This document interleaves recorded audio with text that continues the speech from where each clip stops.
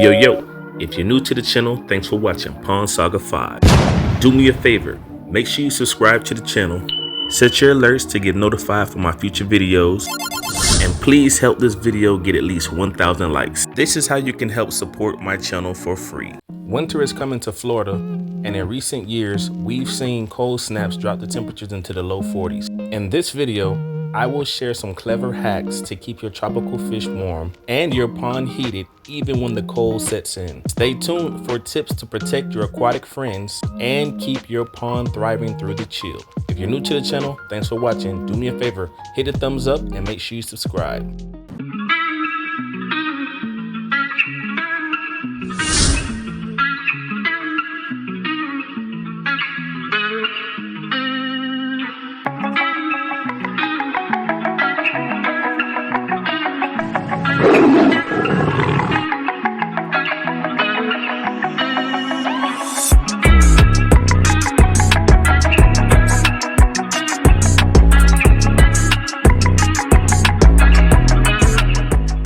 Yo, if you're new to the channel, thanks for watching Pond Saga 5. Alright, so I hear it's supposed to be getting cold over the next day or so.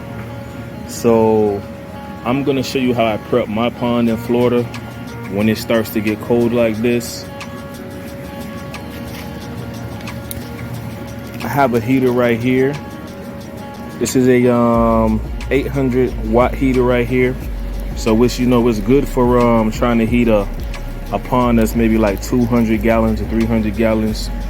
But what you do is you run it in advance and you drop the water level in your pond. This right here is a 700 gallon pond.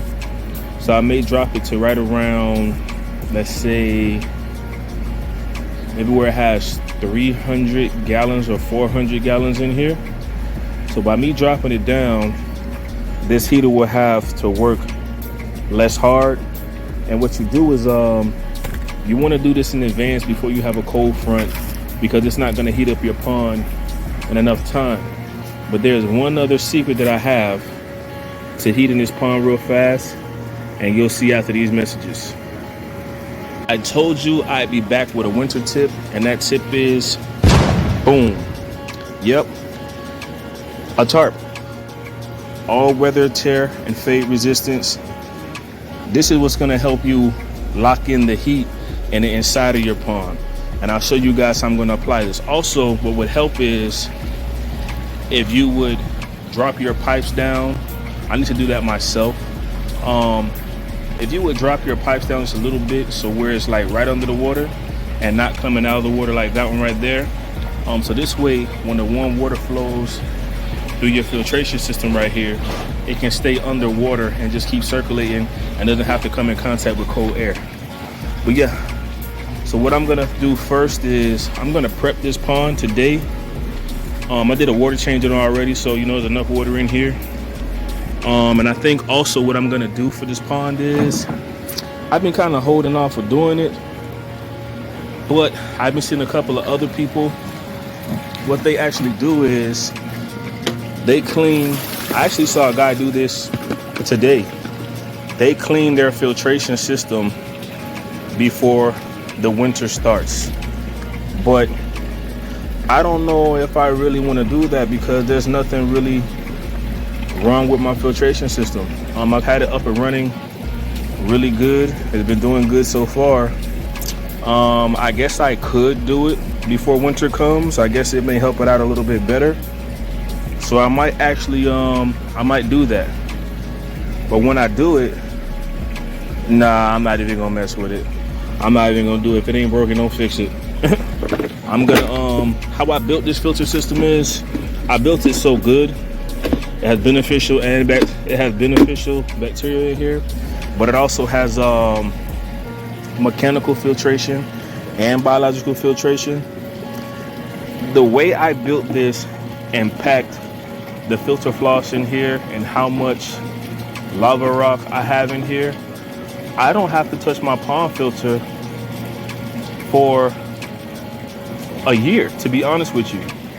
I stay on top of my water changes, which is also plays a role into doing this, but I don't have to touch anything in here, to be honest with you, and I don't think I'm going to touch anything. because the pond has been flourishing and everything seems to be all right. I stay on top of my water changes, so if it ain't broken, I ain't finna fix it. When I might clean it though, I might clean it right around, I might clean it when winter is over. That's probably when I'll clean it, because I have so much beneficial bacteria built up in here already. I don't want to mess nothing up, and I don't want to crash my pond. You know what I'm saying? So if it ain't broken, don't fix it is my motto. Everybody's doing good. I'm gonna keep it that way. We're gonna check the I'm gonna check the water temperature on here real quick. As you can see, I always keep a thermometer in here, so it's always in the water. And I can just basically, this is where I, this is how I hide all my cores and stuff from the weather. We're gonna check the temperature on this right now. It's 75 degrees in here, and it looks like a colony of, I don't know what that is. What is that, a colony? Oh my God, what are those? What are those? I don't know what this is, but I think I'm gonna scrape away over here because, oh, these are termites. Ew. Yeah, no, we're not gonna do that. We're gonna get them out of here. Yeah, so we'll be right back. First things first, we're about to drop this water level down before I place in this heater. Well, it can still, I'm gonna still be dropping it down either way. So by tomorrow, this pond will be heated, and I'm probably gonna put this thing at around 90 degrees and check it later on the night just to see where it's at. But we're about to get this started because I don't like waiting for things last minute. If you know anything about me, I always say this: if you do it right the first time, you don't have to worry about it the second time. So I'll be right back. So what I end up doing is I actually put the heater inside of this cave right here. You know what I'm saying? So this way it's not really out in the open like that. It's, to be trapped off. But basically, I want to create a warm spot inside of the pond that the fish can come into and feel, the warm water in here if they get too cold. Out here is out in the open. But what this cave does is it has limited flow inside of here.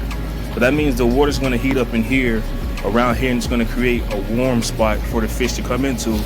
And a lot of my fish can fit in here or around it. So what I might do is I might pull this a little bit back, but I'll keep it enough space open in case if the fish get into an altercation. That way they can still, get out. Somebody, gets a little frisky or something, they can still get out of here. So I'm gonna put it like this. I'm gonna pull this back here, boom. Sitting that right there, sitting it on top. So we should have no issues. Somebody gets, to altercation and, they want to fight or they want to get out. This way no one gets eaten. So we're gonna do it like that. I already got this bad boy plugged in. I'm gonna crank this bad boy up. I'm gonna put it on 90 because I want to come back out here and I just want to check it to see what happened. This is basically like it's at 75 degrees in here, so it's accurate. It's telling how hot it is in here. I also have my second one here. It's always good to have a backup one or to have two of them just in case one of them acts up. So this says 75.5. That one says 75.4. Okay, cool.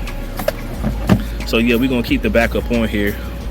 We're gonna drop this down some more, and we're going to suction it to the side right here. All right, so this is going, the water's going down. We're gonna put this in here. So, we don't get any rain or no termites or anything, eats our stuff, because that would really suck. All right, we don't want no animals to get into it, bam. Shut that off just like that.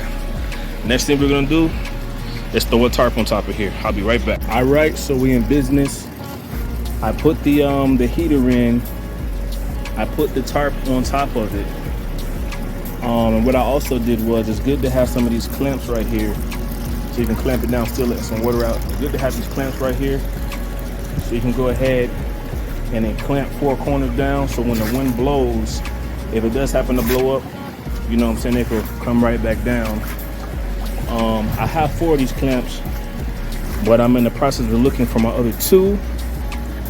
But yeah, this is how we're gonna prepare for the winter, and this is how I've done it before and been very successful for 2 seasons.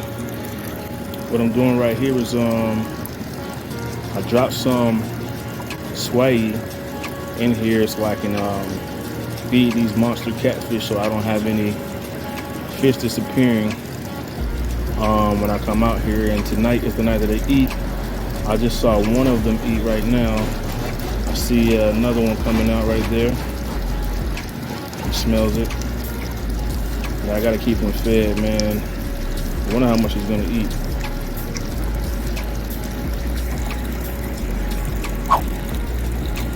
He's right next to it, buddy. I know the rest of them are gonna start smelling and coming out. This should be, for their size, this should be more than enough for them to come out here and eat. I wanna make sure everybody gets fed though. And when it goes black, it's gonna go black in here. But they'll find it regardless. Just try to get some feedings on here for you guys, but they know where the food is, they know how to find it. They have good smell. Oh, and also, it's good to have a net on here when you're doing this tarp thing, so this way your tarp doesn't sink into the water and, you know, get sucked up. And also have a plant right there that's floating, so that also keeps the tarp from, you know, sinking into the water as well. But good thing I had this net on here, or, you know, this probably wouldn't work. So you definitely want to have a net on top when you do something like this. Oh yeah, oh, and the same method for the tanks on the outside to keep that, I got heaters on these tanks, but we do the same exact method for this, for these outdoor aquariums to keep them warm. Same exact method. Put the tarps on top of it. Got these clamps right here. You know, to clamp down the tarps right here to keep it from raising up. I have two more of these clamps. I can't find them right now. I was gonna clamp both. Well, I don't really have to clamp this side where, but I'll do it in this side, that side, and this side, and that side would have worked for me. But hey, if you don't have any clamps, don't be afraid to, you know what I'm saying, use some duct tape by any means necessary when it comes to keeping these tropical fish warm when the winter hits. All right, just so you guys know that this actually works when winter comes. We're gonna take a look at the so it's 66 degrees outside, and this is sitting around 79 degrees right here. The inside of the pond is 79 degrees, so that's 9 degrees warmer than it is out here, because it's 66 degrees out here, but it's 79 in my pond right now. And I have this set for 80, which I think I'll just set this for I'm gonna just leave it like it is. Doesn't look like it's gonna get to 80. It might, but it's probably shut down to cool down, because they realized that 80 was coming up, or it might already hit 80 already. But just to show you guys that this technique works. Yeah. So here we are the next morning. It's 58 degrees out here, or 57 degrees, I believe. We're gonna come in here. We're gonna check the temperature of this pond. Temperature is 79.6. Wow. That's 20 degrees warmer inside of my pond right now from what it is outside, actually. So I think what I'm gonna do is, I have it to 80. I'm gonna put this on 79, so it doesn't have to work so hard with trying to heat this bad boy up. I'll put it at 77, just so it can get to here and just keep that temperature, because now I know what it's capable of doing. This way my heater doesn't burn extra electricity. So I know I had it set at 80, and it's gonna get to around 79, so I don't want to keep pushing. So I'll set it at 77, or maybe I'll just do 78, just because I know it'll go past that. So yeah, we're gonna set it at 78 from now on. So on my other pond that has no heater out here, it's 66 degrees with no covering. So I have some mosquito fish in this pond. They can tolerate levels up to 30 degrees. So this 67 degrees, or yeah, wow. 66 degrees. So this 66 degrees in here, or 65 degrees now. Let's wait and see. I wonder how cold it is in here now. Okay, 65.6 degrees in here. We're gonna say 65 degrees in here even. That's how cold it is in this pond with no covering, and no heater.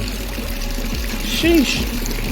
So the mosquito fish can tolerate up to 30 degrees. So now, so you guys know that I'm not playing about heating up my other pond. And this pond is in the sun. This pond is not in the sun. So just imagine this pond would have probably been 2 degrees colder. But this method works, as you see. Yeah, just keeping all the sides down.